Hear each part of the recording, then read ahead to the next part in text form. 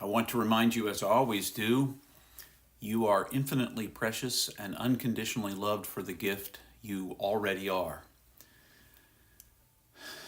Now, I was asking some folks recently about what was most helpful about these short 5 to 15 minute segments that I do on a weekly basis, what was most helpful for them.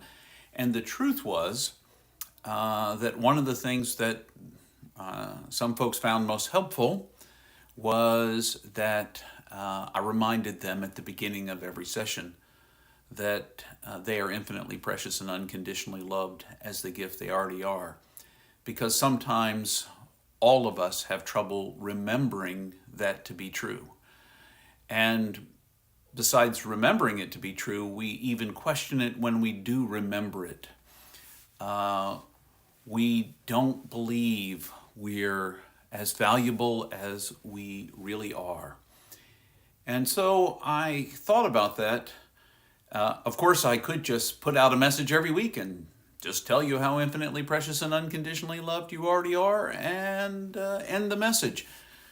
But it seemed to me that instead I might reflect for a moment about some ways we can deal with feeling that we aren't infinitely precious and unconditionally loved, that we aren't gifts. Because if we feel that way, something is going on. And so one of the things I want to invite you to do as an exercise, as part of a perhaps regular practice, is to sit down and when you hear that phrase, to ask the question, why, if you're feeling otherwise, when that phrase hits you and it hits you in such a way you don't feel it, you can't sense that it's true, or you question it inside, immediately you feel something coming up. I wonder if you might sit with that for a moment. And as you sit with it, perhaps pull out your journal or a piece of paper and just write down what you think makes that statement untrue for you.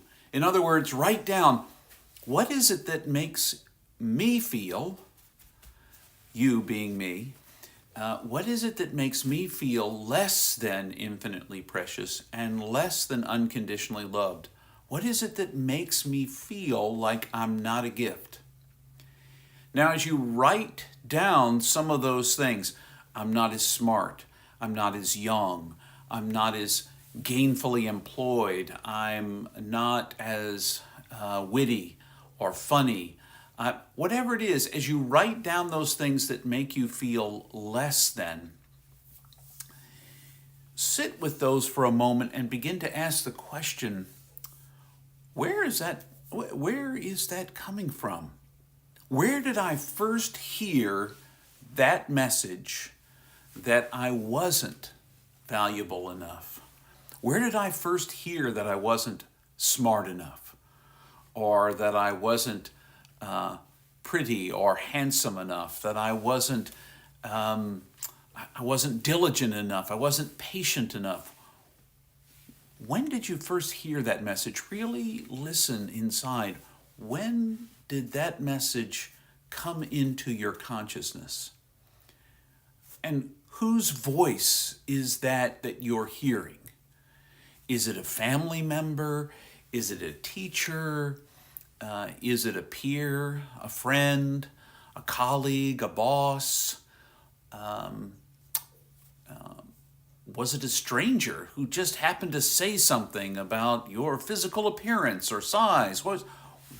Where did that first enter your consciousness? Who says it? Whose voice are you hearing it in your head? And can you, over that voice, say, I claim for myself that what was said to me then is not true? Can you claim for yourself that what voice you're hearing is not true? Because knowing where it's coming from is the beginning of naming it, and naming the one that you were trying to measure up for. And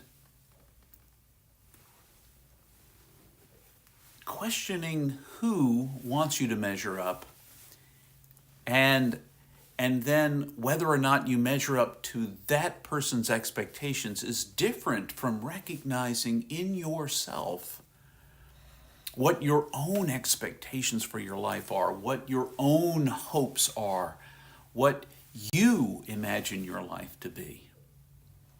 Because those things are the things that happen to you that you imagine, or the things that were said to you that you imagine define who you are.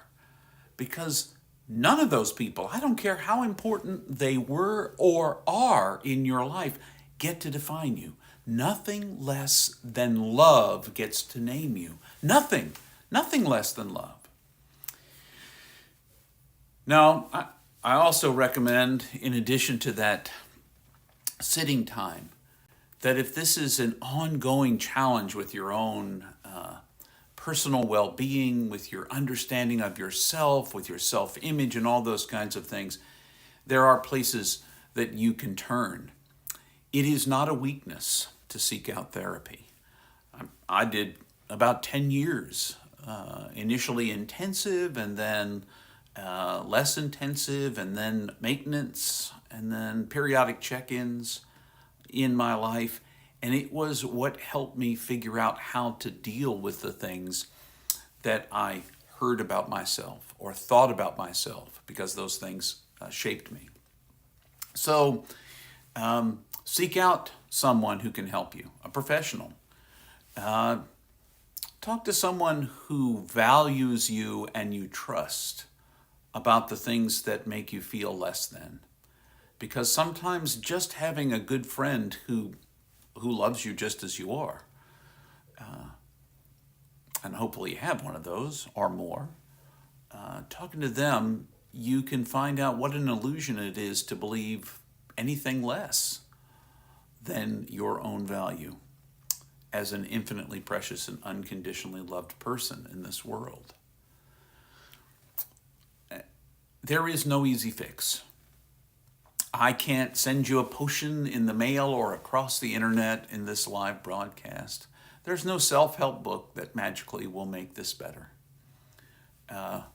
It's the hard work of listening to and paying attention to the places that your body holds these realities, the voices that you hear in your memory that echo these falsehoods about who you are and how valuable you are. And it's learning to recognize that that's not your voice, and it's certainly not the voice of the divine, and that you can let go of those voices. They don't decide. That fourth grade teacher doesn't decide. That bully at school doesn't decide. That mean stranger in the Target line who already had their own stuff they were dealing with and just decided to unload on you.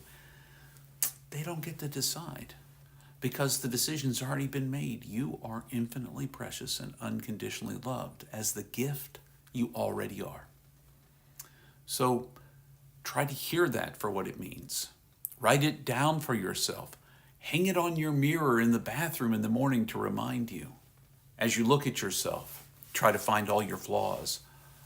Perhaps as you look in the mirror in the morning, let it go, because you're infinitely precious and unconditionally loved for the gift you already are. And if necessary, seek out some additional help, someone to affirm how valuable you are, someone to help you deal with all of the different messaging you've received in your life from people you know and people you didn't, and find a way through. But you really are precious. You really are loved, and you really are a gift. Keep that in mind as you enter this week, and hang in there.